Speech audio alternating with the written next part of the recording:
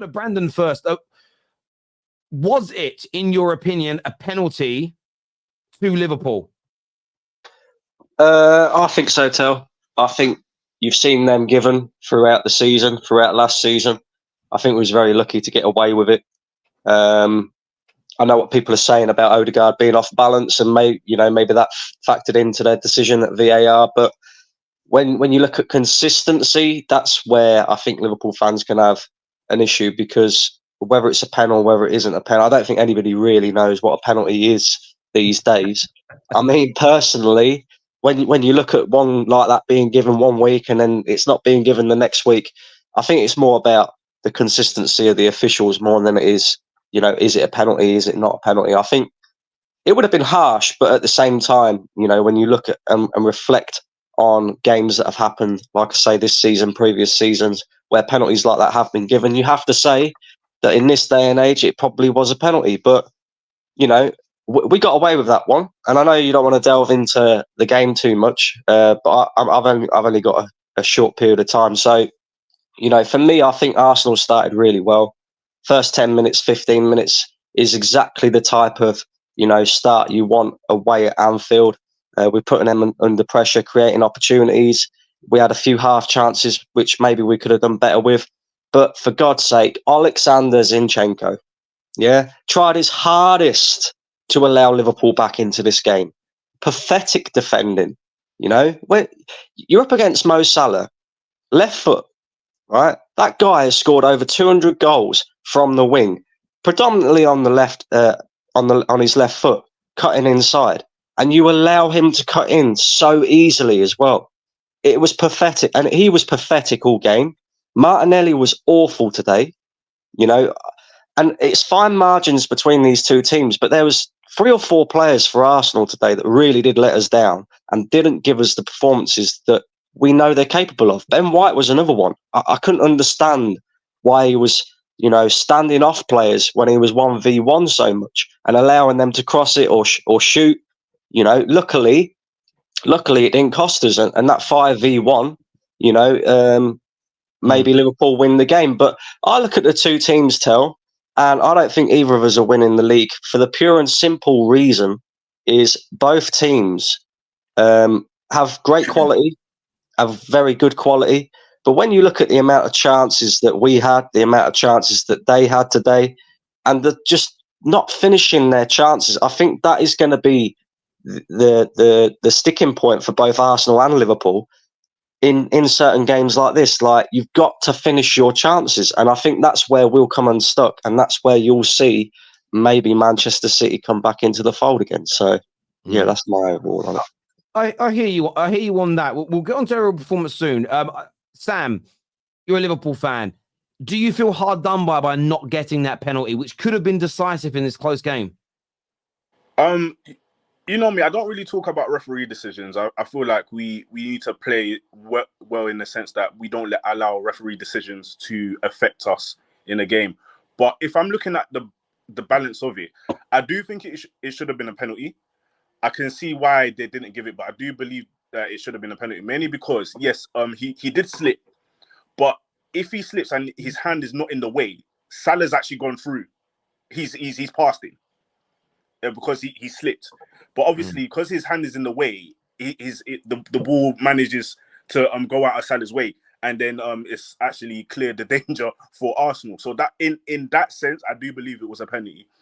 Again, when looking at it, I've seen, like, in previous seasons, people actually getting it, and if it was, and I'm gonna have to be fair, if Arsenal had that same, I would have called it a penalty as well.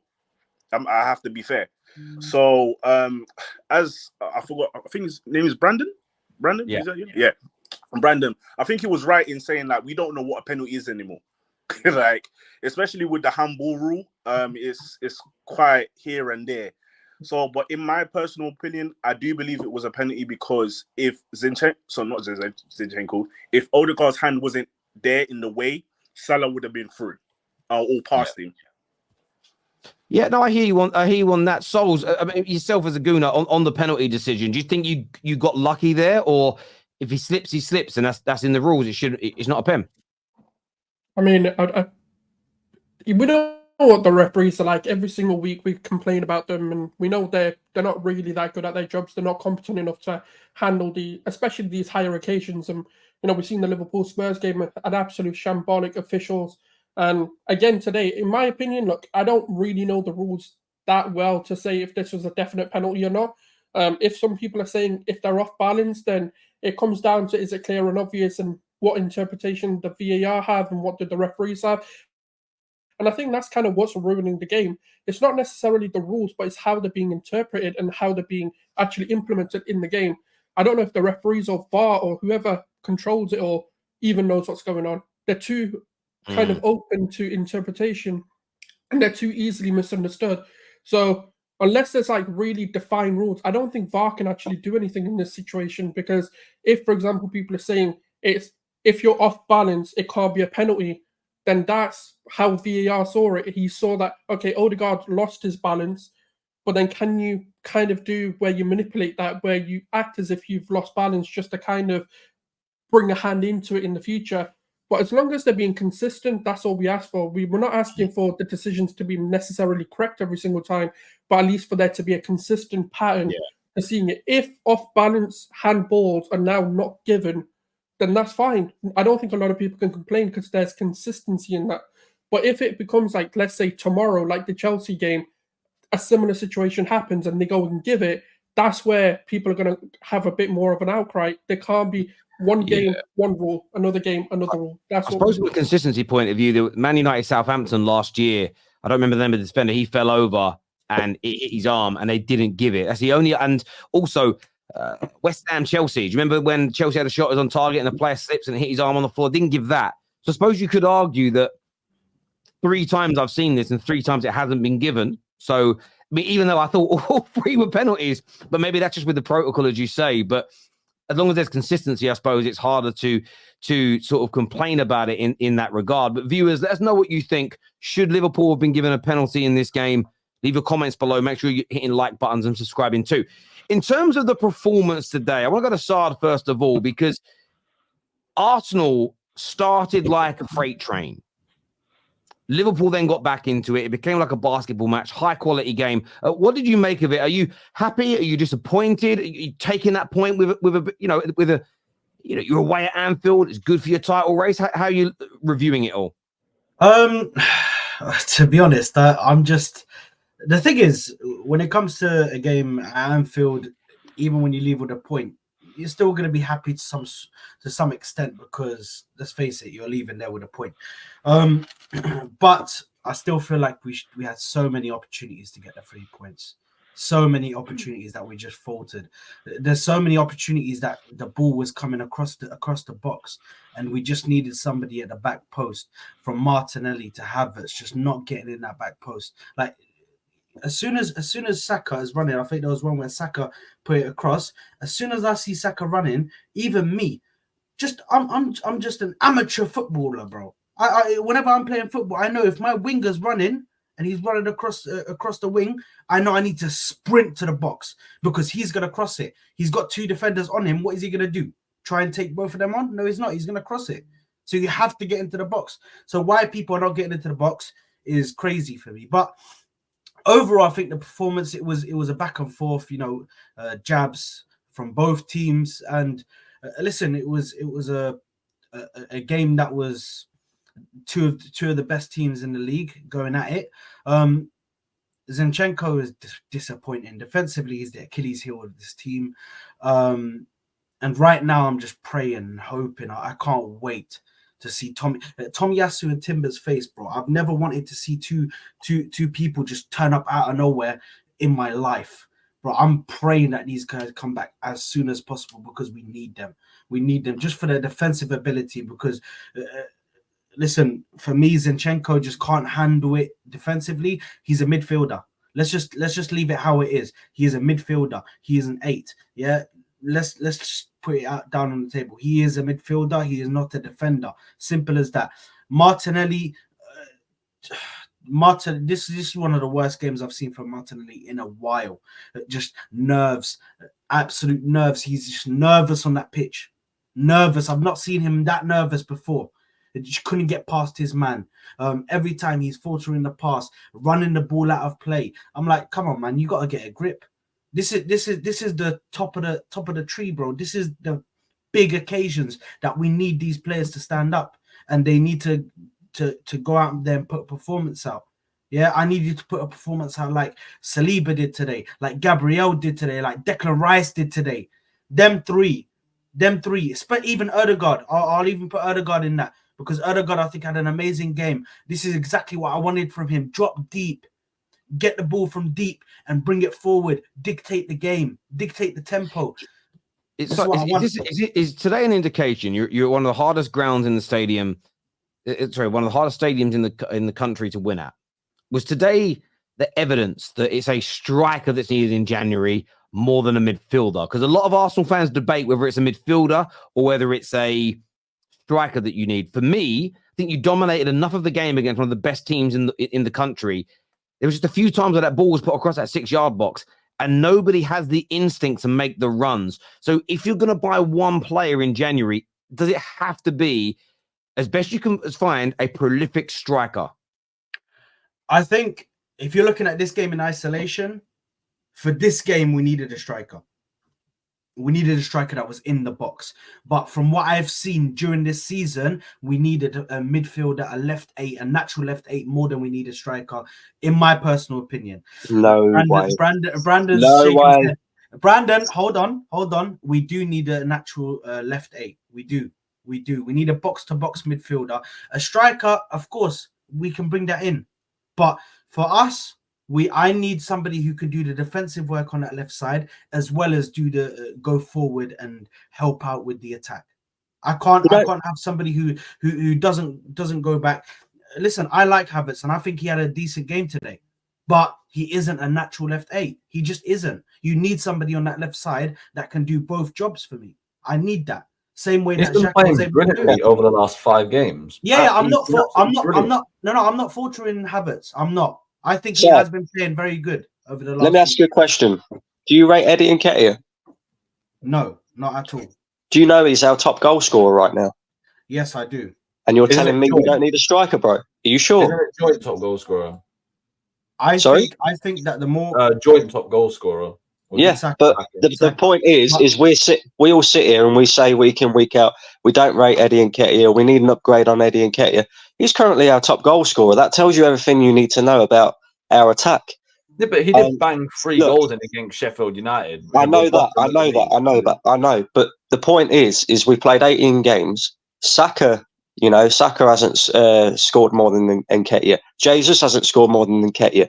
Martinelli's not scoring more than Nketiah. And I know we share the goals around the pitch, but if we had that clinical striker who can guarantee you 15 to 20 goals a season, you see a totally different Arsenal team. I can guarantee you that. Because a lot of these chances that we are currently missing go in the back of the net, and they're the difference between us winning a game and drawing or losing. Brandon, for me, it's very close. It's very close. Yeah, it's not. We need a midfielder, the striker. We can leave that. It's not the most important thing for me. It's very close for me. All I think is that helping us with the build up, helping us with the defensive work, helping going back. We need that left 8, and that's what I hold important. But I definitely understand the arguments. I'm not saying that we don't need a striker. I see the arguments that we need a striker. And we're screaming for it as well. Sorry. That's right, mate. No problem. Matt, how do you see this? Because obviously today, I see it as a neutral. I thought you did really well today. But when it comes to improving, do you think it's the striker or the midfield that you need to spend that money on in January? Well, obviously, a striker is one of the options. But I personally do think it's that left 8, because we don't have a natural left 8. We don't. And it kind of frustrates me, because at pre-season, we originally thought that Emil Smith-Rowe was going to be that left 8, because that's what he was been training in. He was being coached in that pretty much all year from his injury that he had last year. And he's not really come into the team as that left 8. So I'm actually quite frustrated in that we don't have a natural left 8. There's kind of 2 positions, I think, which is the left 8 and the striker, that we need to buy in January. And in terms of the striker market, Tony's valued at about 80 million. We just don't have that money to just splash out in January. And a left eight, I think we'll probably get that in the summer. But yeah, I hear you. I hear Sorry, you. Tal, can I just interject real quick? I find this absolutely like I can't believe what people are saying here. They're talking about the left eight. Granit Xhaka was never a natural left eight. Granit Xhaka did a job, and Kai Havertz is doing this. And he was Kai short Havertz- term. He was short term. Yeah, short term. But Kai Havertz is doing a similar role now with different attributes. Obviously, you know, we've got the long ball, so he can hold the ball up. He's pretty decent in the air, and he helps us win the ball high up the pitch by doing that. And now that I was never for the Kai Havertz signing, but now that he's starting to come into form, do you not think like a striker is more of a priority than Kai Havertz, who currently at the moment is performing in that left eight role and doing just as good as what Granit Xhaka did do last season? He scored 4 goals and created 1 assist in the Premier League so far this season, Kai Havertz. He can only get better, surely. You know, we're not playing Liverpool Anfield week in, week out. And I thought he did really well today. So I look at it and I think striker is priority because like Saad was pointing out earlier, there was so many occasions today where the ball was coming in the box and nobody was making that run. Nobody. That's where we need the striker. Jesus he wants to drop deep. He wants to bring others into play. We need that striker who's going to be there in the box when the ball comes in from Bukayo Saka to finish the chances off. And that's the most frustrating for me thing for me as an Arsenal fan. We create so much, but we just don't finish our dinner. So what striker would you buy then in January or in the summer? I'd take Ivan Toney. Because he can do the similar things to what Jesus does, but he also, as a natural natural number 9, a natural striker, knows where to be in the box as well and when to get in there. He's tall, he's physical. I think he's got all the right attributes to be a striker for Arsenal. So who would you go for if we can't get Ivan Toney? Because at the moment it's about 50-50, I think, that we probably get. Well, obviously, you know, you don't want to go too far down the list because, you know, you don't want to end up bringing in somebody who just doesn't suit the role. And there is only a handful of players out there, but it's up to Arsenal to go out there and do it. At the end of the day, right? The biggest frustration for me with Arsenal last season, we were top of the league at Christmas. We had an opportunity to go out in January, do the business to get us over the line. And we brought in Jorginho, we brought in Trossard, but it simply wasn't enough. This time around, we need to identify what we need. And if it costs us £80 million or £100 million, and it means we're not going to get a player in the summer, but it means we're going to win the league this season, go and do it. Go and do it. I think you guys definitely should. We're going to come back to Arsenal in a minute.